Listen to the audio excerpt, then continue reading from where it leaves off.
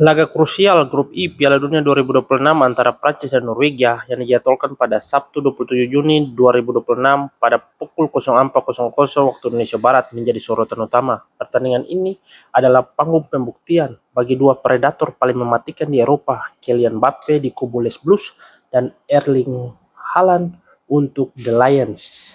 Prancis diunggulkan karena pengalaman dan kedalaman skuad dan pertahanan yang solid yang dipimpin oleh Dayot Upamecano yang dipersiapkan khusus untuk meredam keganasan Haaland di lini depan. Norwegia mengandalkan generasi emas yang tampil tajam.